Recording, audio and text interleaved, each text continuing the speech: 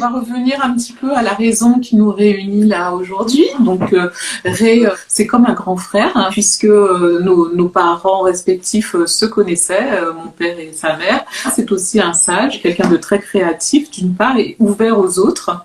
Et tu es toujours prêt au partage, toujours prêt à tenter l'aventure, les expériences pour découvrir autre chose et sortir de ta zone de confort. C'est le cas là avec la technologie qui nous envahit un peu de partout. Et on est là aujourd'hui pour encourager ceux qui ont des réticences à s'y mettre, quel que soit l'âge d'ailleurs. Voilà, tu es quelqu'un qui compte en Guadeloupe puisque tu es un des pères fondateurs de Akio. Du groupe Akio. Voilà. Tu es où alors aujourd'hui? Je suis à Louisy-Mathieu. Voilà, c'est un espace où a vécu Casimir Letton, a vécu Alfred Macomet qui aussi était dans les masses à Saint-Jean. Voilà, donc des personnages assez forts qui sont arrivés en fin de vie dans cet espace. C'est où on peut dire un espace social. Et juste en face de cet espace social, il y a un espace de connaissance qui est l'université. Alors des Antilles, on dira aujourd'hui, pour passer toute polémique sur la nomination de ces institutions qui nous portent la connaissance et aussi la culture. J'aimerais quand même que tu te présentes pour les personnes qui ne te connaissent pas. On dit que je suis dispersé, mais je suis éclaté. Je suis comédien, je suis musicien, artiste, homme perdu sur cette terre, voilà, qui me balade d'un bout à l'autre de la terre et j'espère qu'au moins faire le tour. Ça, c'est une bonne chose.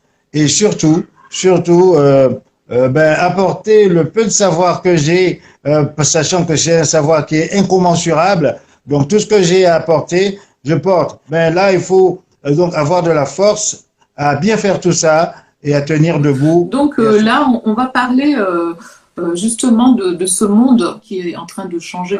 Par exemple, l'arrivée de toute cette technologie. Comment toi, tu vis ce changement de société? Alors, bon, c'est vrai qu'en même temps, j'entends de l'autre côté des rythmes d'Akio sur un tambour. Donc, tu as toujours ce tambour autour de nous. Alors, nous allons partir de ce tambour pour dire qu'on peut créer tout à partir de tout. Le tambour que je viens d'entendre, c'est une vibration. Je viens de l'entendre parce qu'il est loin de moi, mais il a émis des vibrations. Et en plus, il a émis des vibrations identifiables. C'est-à-dire que, voilà, dès qu'on joue un rythme, on le reconnaît à partir du moment où il est identifié. Maintenant, donc c'est la transmission. L'homme a démarré, comme je le disais, avec son regard, sa vue, ses oreilles. Bon, tout ça, c'était au départ naturel. Et petit à petit, effectivement, les choses ont changé parce que le monde a voulu voir plus loin que de là où il est. Parce qu'on a toujours aimé imaginer voir des choses, imaginer entendre des choses, mais l'évolution technique et technologique a fait que beaucoup d'outils sont arrivés entre-temps. Et aujourd'hui, là, nous sommes face à ce phénomène qu'on appelle l'Internet. Aujourd'hui, dans cette société, il faudrait aborder ce qu'on appelle le phénomène de l'individualisation. L'individualisation vient du fait de l'industrialisation et surtout de la recherche de profit. Le même produit dont on pouvait se servir à 4, aujourd'hui, il faut 4 produits, pas pour une personne. Quand je dis pour une personne, des fois, un dentifrice jaune pour le lundi, un vert pour le mardi, un bleu pour le mercredi, avec des traces rouges, etc. Donc, on vend plus. Mais, oui. Quoique, je veux juste te dire qu'il y a un grand mouvement des plus jeunes qui sont conscients de l'état de la planète, qui sont en train, plein de jeunes entreprises, parce que dans le monde de l'entrepreneuriat que je côtoie, il y a beaucoup de choses qui sont en train de monter, de se réaliser, pour justement limiter cette surconsommation. Il y aura toujours un mouvement inverse, un mouvement réfractaire ou un mouvement révolutionnaire qui va constater les choses, les lanceurs d'alerte, etc., etc. Voilà. Et puis toutes les associations toutes les personnes qui vont dénoncer justement les choses qui nuisent en principe à l'homme et à la société. Pour en revenir de manière plus concrète, terre à terre, on va dire, de l'entrée de cette technologie dans ton quotidien, ça a commencé par quoi? Est-ce que ça t'a demandé de faire des efforts? Est-ce que ça t'a compliqué l'existence? Comment tu as vu arriver, par exemple, le téléphone portable? Avant qu'il arrive, parce que j'ai travaillé à la télévision, j'ai travaillé sur des productions, nous avions déjà des téléphones, dirons, portables, parce qu'il y avait des bateaux autour de nous. Nous sommes sur une île et le téléphone avait déjà évolué de par les États-Unis et nous avions des téléphones, mais alors des réfrigérateurs, quoi, des gros trucs. Les gros trucs, là, avec l'antenne, là. Des gros trucs avec un fil, ouais. avec un fil, comme le téléphone d'avant, et un téléphone aussi comme celui presque comme avant, et petit à petit, le design s'est affiné. Donc, c'était des téléphones portables. Voilà, donc, ouais, c'était génial, on pouvait avoir ça dans sa voiture, mais il fallait avoir un poste plus le téléphone. Ouais. Voilà. Donc, j'ai toujours été branché parce que les gens de la musique sont branchés parce que ils cherchent des instruments sont électroniques, des instruments ont un rapport avec la technologie et de ce fait, donc, nous avons très rapidement mis la tête dans les téléphones. Aujourd'hui, là, le téléphone est là. Mais bon, j'allais dire Nokia, on va dire Nokia parce que bon, c'est une marque, c'est même on va pas leur faire de pub parce qu'ils sont déjà sur ce marché. Et quand ce téléphone est arrivé, c'est moi qui ai fait, pardon, les publicités pour faire adhérer au téléphone. Donc j'étais déjà sur les écrans de télévision en faisant la promotion du téléphone. D'accord. Les premières lignes, les premiers opérateurs de la Guadeloupe. Donc, j'étais le comédien, l'image, qui a fait la promotion du téléphone en Guadeloupe. D'accord. Donc, c'est une première chose. Après, j'ai eu des téléphones, mais à la vol. Et petit à petit, je m'y suis adapté. Et on peut dire qu'on ne s'adapte jamais parce que à chaque fois, il y a une évolution. À chaque fois, il y a un nouveau truc. À chaque fois, il y a quelque chose. Et il faut connaître le fond du téléphone. Mais que voulez-vous, c'est pas à la portée de tout le monde. Alors, tu as quelqu'un qui fait coucou, Myriam Maxo, qui fait coucou de Paris. Myriam Maxo, c'est quelqu'un qui est 2.0. C'est quelqu'un qui m'a conseillé Instagram et au lieu de Facebook. Mais en fin de compte, les deux fonctionnent ensemble et Instagram est plus dynamique. Et vive Myriam et coucou Myriam parce que c'est une designer. Et moi, c'est une designer. Ah oui, tout à fait. Bah, c'est très bien. Merci Myriam d'être présente. Et je voulais aussi remercier Sandrine qui était là tout à l'heure justement et qui est revenue. Sandrine. Merci Sandrine. C'est encourageant, tu vois. On commence à avoir du monde là. Simplement, n'ayez pas peur d'appuyer sur les boutons. Soit ça coupe, on redémarre, mais ça ne va pas exploser. Je tenais quand même à dire aux personnes qui ont peur de la technologie, parce que j'en vois beaucoup qui sont découragés, ils ont des a priori.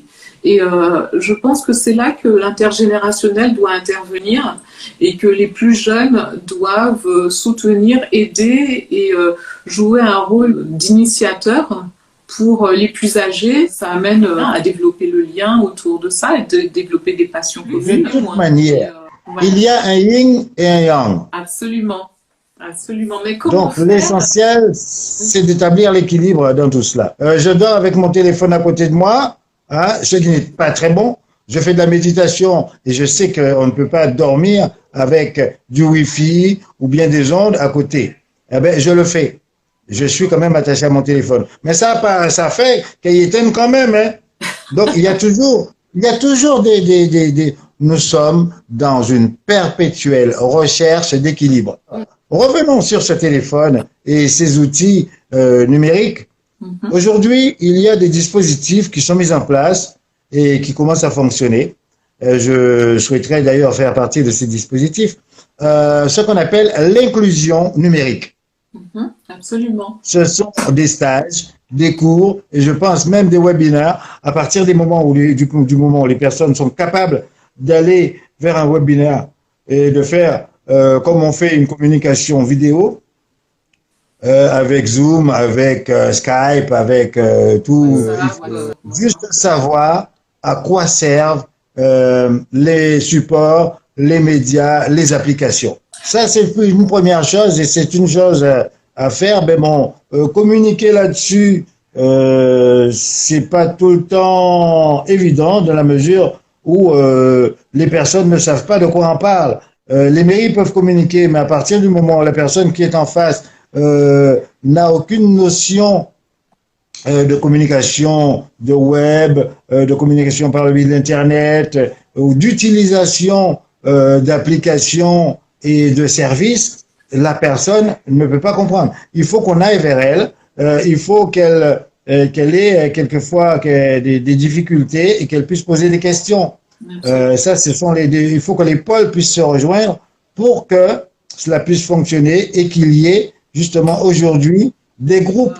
Parce que si le confinement est quand même le moment où on se rend compte que finalement les réseaux sociaux permettent de sortir de l'isolement. Alors, l'outil numérique peut servir à quasiment tout. Virtuellement, mais c'est nous qui rendons les choses réelles. L'outil numérique va me permettre de prendre mon téléphone et d'appeler un musicien à New York ou à Paris et de lui dire que, vu que je dispose de telle application, nous pourrons faire une jam ensemble. Ça, c'est possible. L'outil numérique me permet de bénéficier d'enregistreurs, par exemple. Si je suis dehors, j'ai envie d'enregistrer quelque chose, basiquement, j'ai un enregistreur vocal que je peux tout de suite renvoyer à quelqu'un qui va commencer à travailler en studio. Exemple, il y a des logiciels de montage, il y a des logiciels, il y a tout aujourd'hui sur ces outils numériques. Absolument. Donc, maintenant, avant, on disait que les mains et les doigts sont le prolongement du cerveau et l'outil numérique, c'est le prolongement justement de tout ce à quoi on pense. Waouh, mais tu es illuminé là! Je trouvais que commence à faire. En fait, toi, tu as la chance d'avoir du soleil en Guadeloupe, là, mais ici, il commence à faire un peu sombre. Donc l'outil, maintenant, à chaque fois, ça doit correspondre à quelque chose en nous qui est, un, la curiosité, deux, l'envie énorme de communiquer.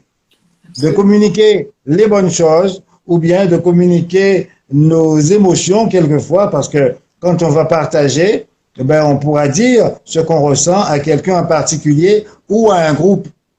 Tout à fait. Voilà. Tout à fait. Donc, il y a de bonnes choses pour nous, ça c'est vrai. Oui. Mais il faut savoir que dans ce monde manichéen, il y a du bon et du mauvais. Oui.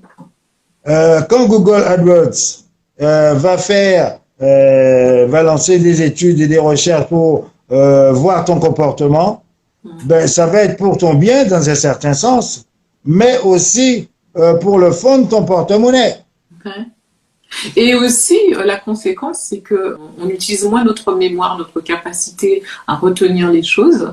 Du coup, parce que tu cherches quelque chose, comme tu n'as pas besoin de faire des efforts de mémoire. Il va te proposer tout ça, et en même temps aussi, avant, on connaissait au moins une quinzaine de numéros de téléphone. Maintenant, on en connaît 3-4, hein, et encore. Oui, parce qu'on va courir, on va appeler le Maco. Google. Normalement, la courbe du dysfonctionnement de la mémoire commence en principe à 50 ans. Oui, c'est-à-dire qu'à partir de cet âge-là, on va dans la cuisine et puis on se dit, mais qu'est-ce qu'on est venu faire dans la cuisine? Ah, mais on se rappelle plus. Et je crois que nous sommes des milliards comme ça. Voilà. Donc là, ça s'accentue parce que on n'a plus recours spontanément à notre propre mémoire. Donc, on sait déjà que Google va nous répondre, donc on n'a pas de préoccupation à avoir. Mais quand Google n'est pas là, ou bien quand les choses spontanées vous viennent, et que on dit ah oui donc l'acteur qui a joué dans tel film, je suis sûr que je le connais. Mais en fin de compte, après avoir fait trois tours, on va taper sur Google et puis chercher le film machin, etc. C'est ça. Donc il faut faire quand même attention à ce qu'on ne nous prenne pas notre âme dans tout cela. Toi, qu'est-ce que tu as envie de faire de ces outils-là? Ça peut peut-être susciter des envies, des idées pour les gens qui écoutent. Par exemple, je suis ici, toi tu es là-bas. Par exemple, on avait prévu, bon, on le fera par ailleurs, que tu ailles sur la place de la Victoire pour faire découvrir les traditions, les joueurs de Roroka, par exemple. Ça peut être intéressant d'aller dans ce sens-là la prochaine fois. Toi, comment Alors, tu verrais les choses? tu vas me demander de dévoiler mes projets en fait. Ah non, non, pas du tout. Tu donnes juste peut-être quelques petits grains, voilà, pour donner envie. Après, Voilà. c'est vrai que je comptais te demander si tu avais des projets, si tu avais des appels à faire par rapport à la réalisation de tes projets, si tu as besoin d'aide. Bon, alors, je vais te répondre. Je suis en Guadeloupe parce que bon, ben, il y a des choses qui devraient être résolues. Bon, mais malheureusement, même si ça va très vite au niveau numérique, au niveau administratif, les choses sont quand même lentes. Bref, en parlant de projets, qu'est-ce que toi, à ton échelle, tu penses qui peut être fait? La première chose est la communication. Ma partenaire et moi travaillons sur un aspect des podcasts que nous allons pouvoir diffuser, j'espère, dans le courant de l'année prochaine. Mhm. Ou si on est rapide, on peut faire ça assez vite. Mhm. Mais ces podcasts peuvent permettre aussi de communiquer, mais surtout d'améliorer la communication entre les personnes. C'est l'information qui est importante. Avec pour objectif de sortir les gens de leur isolement. Que ce soit l'isolement par rapport à la connaissance, que ce soit l'isolement par rapport à la solitude sur le plan humain, tout simplement. Myriam est en train de souligner quelque chose de très important. Ce sont les réseaux, Oui. ou le réseau. Mhm. Le phénomène du réseau est un phénomène important. C'est-à-dire, c'est comme si on avait un petit groupe. Alors, au lieu de monter une asso et de venir en réunion tous les vendredis ou tous les samedis, on crée des réseaux. Mhm. Il faut créer des réseaux. Elle a raison. Mhm. Et ces réseaux permettent, avec les outils que nous avons, de communiquer, d'avoir une idée, d'inviter un tel en physique. Il y a un réseau qu'on avait nommé l'OXA ici, où on pouvait donc être inscrit sur une page Facebook ou bien voilà un réseau social, mais on était invité à aller faire des sorties en physique, aller danser, aller jouer à la pétanque, aller faire de la plongée sous-marine, etc.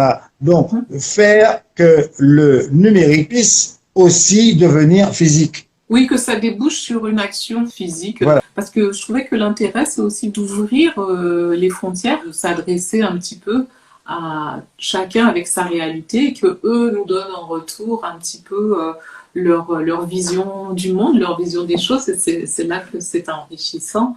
Grâce au réseau, justement, comme le disait Myriam, c'est là qu'on peut étendre, ouvrir un maximum, et ça peut s'ouvrir dès le départ, tu vois. Et avec ça, il faut aussi garder cette partie spontanée. Pour l'instant, peu de followers, mais il va falloir simplement que notre côté spontané puisse à chaque fois nous dire ah ben bonjour Mylène, comment ça va? Oui, Tiens oui. ben je peux être aux États-Unis, en Afrique, etc. Le fait qu'on sache qu'on se voit souvent, les gens vont savoir mais vous demandez mais qu'est-ce qu'ils disent? Donc, eux aussi ils auront un mouvement spontané pour aller regarder. Ben, en fait, justement, la particularité des réseaux sociaux, c'est que c'est quelque chose qui se fait dans le temps.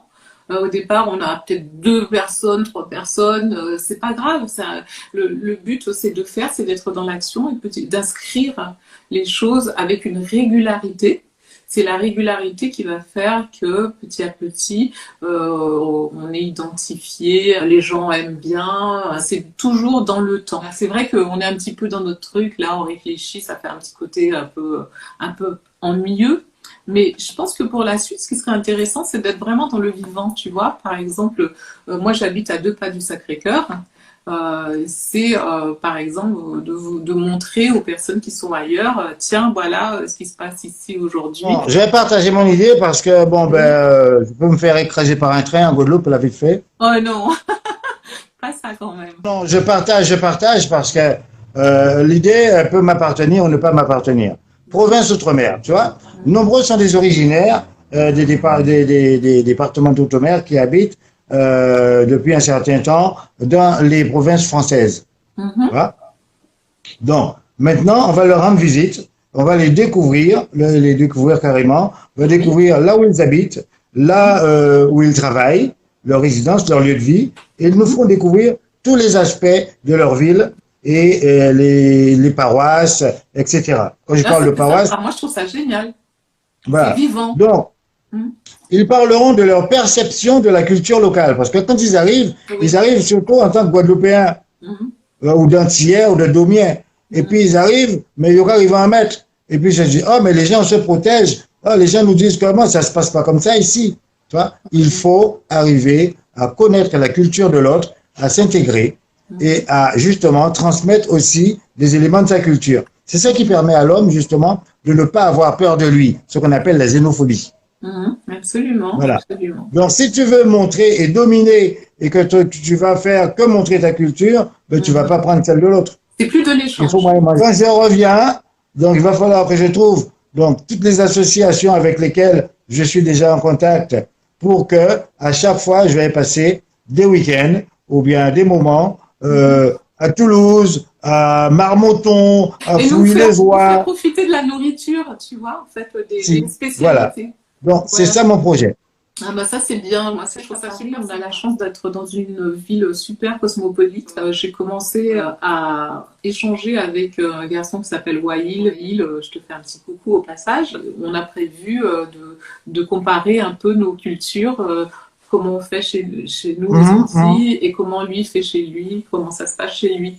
Donc c'est un projet que je vais proposer ce matin justement, tu vois, comme quoi quand on veut se former, on a tout sur YouTube, on a plein de On s'informe sur YouTube, même si ce sont des tutos, on s'informe. C'est-à-dire qu'on va faire l'exercice, d'accord. Mais se former veut dire avoir quand même un formateur, parce que le mec qui va regarder un tuto, d'accord, mais il faut que il passe à la pratique, quoi. Ah ben oui, et qu'on le corrige. C'est comme, tu sais que tu es quelqu'un en face de toi physiquement pour t'expliquer ou que tu lis à travers un écran avec la vidéo, tu peux répéter autant de fois tant que tu n'as pas compris, contrairement à la personne que tu vas pas fatiguer à répéter plusieurs fois. Et je trouve que c'est bien parce que moi, personnellement, j'ai appris énormément de choses sur le plan technique avec pour le montage vidéo. Et pourtant, j'ai une formation très courte sur le montage vidéo de 9 mois, quoi, tu vois, et qui était plutôt de community manager, voilà, médiateur numérique. Et beaucoup de personnes qui se disent community manager, mais bon, c'est pas simplement parce qu'on entretient le Facebook d'un tel, etc., qu'on devient community manager. Mais en fait, le community management, c'est pas si simple que ça, parce qu'en fait, moi, j'ai eu une formation qui a duré 9 mois, mais la vraie formation, elle dure 2 ans. Elle dure 2 ans, mais moi, c'était dans le cadre d'une reconversion.